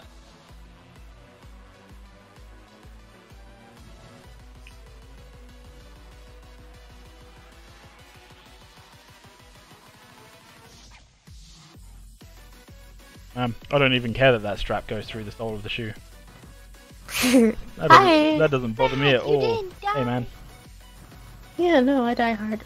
Did you go eat sugar cubes? I mean, I have a vanilla bean cheesecake with caramel on top in the fridge, but I haven't eaten it yet. Look, shut up, whore. Oh.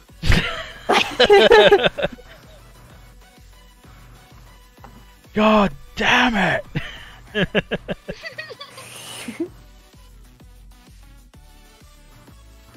I'm upstate with all the questions, so you can take over, Omega.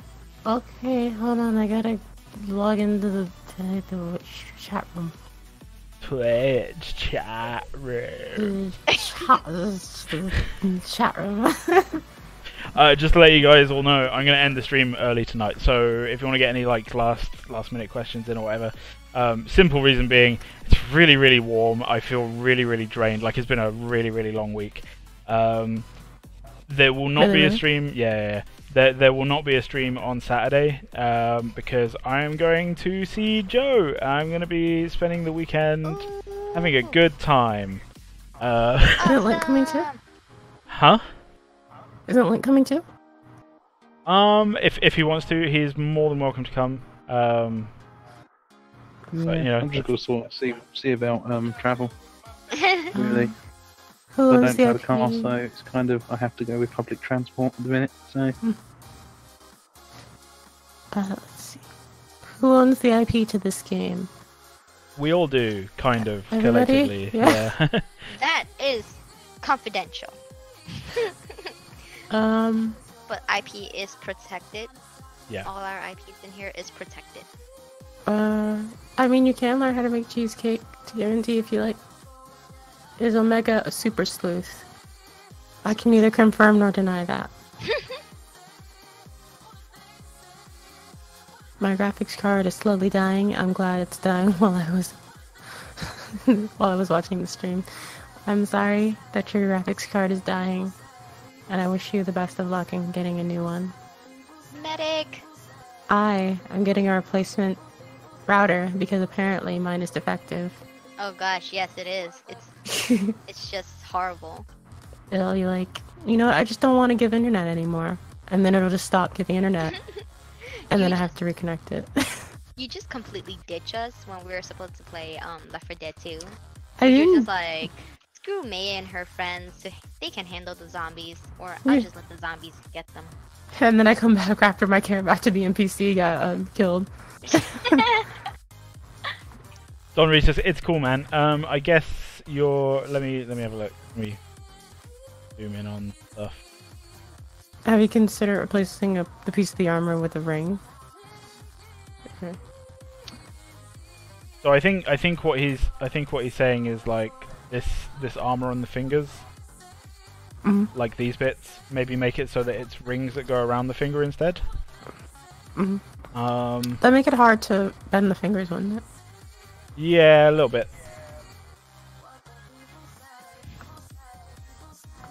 But no, like I think in terms of like the overall design, like I'm not gonna make any changes like that.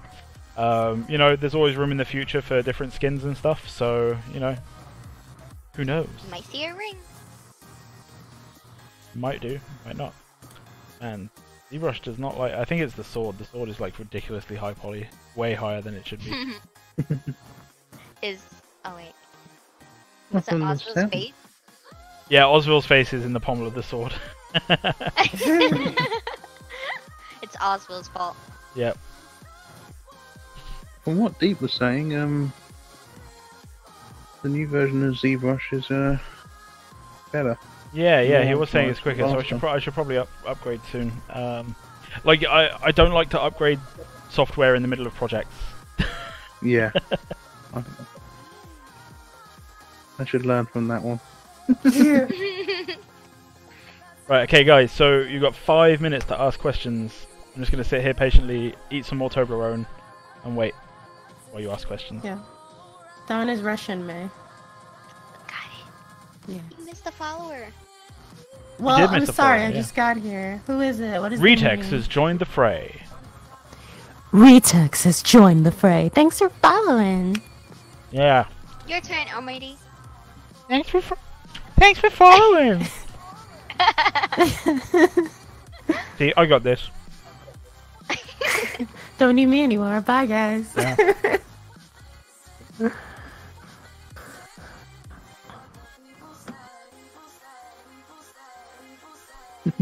Well, currently, those sweet loading screens is literally a circle in the corner of the screen spinning around.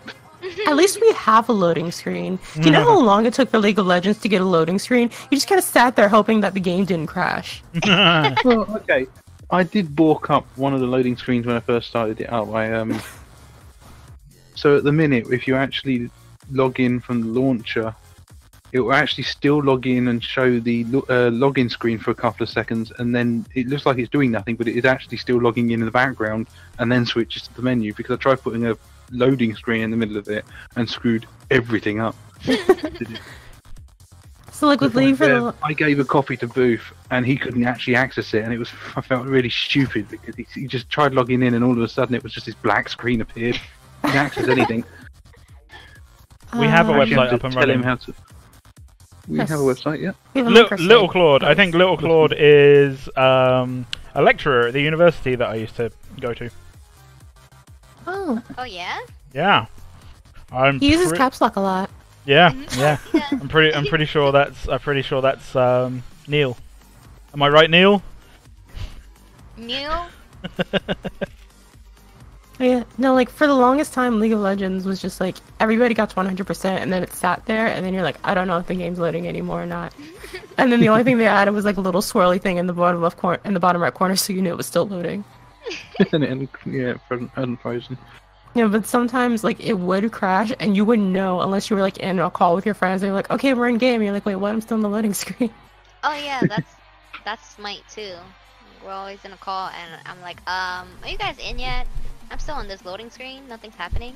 And then like 5 minutes later, it would be like, hey, you disconnected, and by that point, everybody's gone. Exactly. Yeah, it's Neil. One time, Hey, Neil.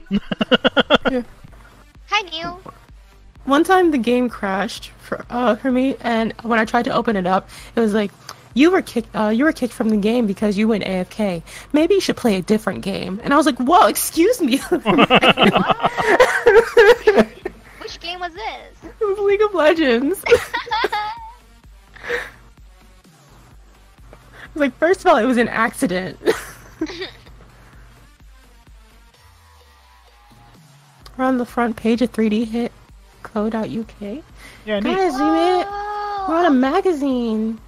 Girls on a No, magazine. no, that's the that's the We university. are on a magazine. That's the university forum for the art and design teams. Guys, we're on a magazine. We're on a forum. Yeah. Oh, you made the post. It's not special anymore. But still, thanks. How did you figure out that's There's the website there, Neil. Because that's the name that he uses on like Polycount and stuff. Oh,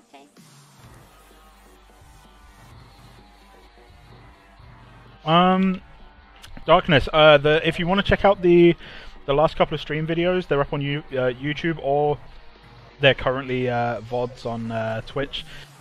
It's not like gameplay, but like I've been showing people how we've been making like our version of what Paragon had with Amber. You know, like where you'd kill something and it would drop Amber on the floor, and then that would like zoom towards you after a couple of seconds. So I went through the process of like how to make that in terms of both artwork and like programming. So yeah, that was a little bit of gameplay stuff. But typically these streams aren't really about the gameplay. These streams are more about like the art like creation process, basically. No, I do actually have. I have actually implemented that in. So yeah, your fancy little articles do work. Yeah. So yeah, you may get to see that in actual gameplay soon because it's in. Thanks, Neil. That's awesome. Oh, Neil. Feel free to tell like any of the students or whatever, like if they want to come along to the streams and ask questions like how did you make this, how would you do that. That's all fine. Like there's plenty of people in here that ask questions about all of this stuff. Like we don't mind answering the questions or anything. You think our website is done? Oh, we can't get to our website. Can we not? Oh shit, our website is I'm done. on it. Oh no! He just spelled it wrong. God damn it, TMNT, sabotaging our shit. There you go, that's the correct one. Yeah, I blame TMNT sabotaging everything. Right? Don't give me a heart attack, please. I'd rather not have a heart attack at 15 minutes past midnight. Poor David. No heart attack. Everything is good. TMNT, yes, that's amazing. Omega. Huh? The sound bit? Oh!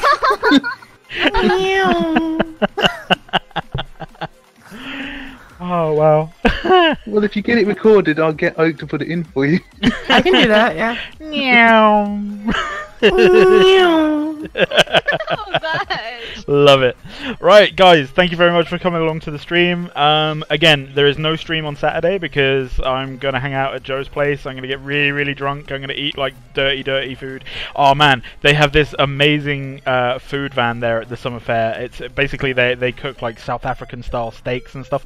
So good, really, really good. So I'm gonna eat a lot of really, really, really awesome food and get really drunk and like not do any artwork or anything. But Monday we're going to be streaming a new character. Going to be making a new character, like starting the new sculpt and everything, while I finish Theo off stream. So yeah, see you all on Monday. Bye-bye. Bye-bye now. Bye-bye. Bye-bye. Hi, Gladier. Hi, Gladier. Bye, Gladier.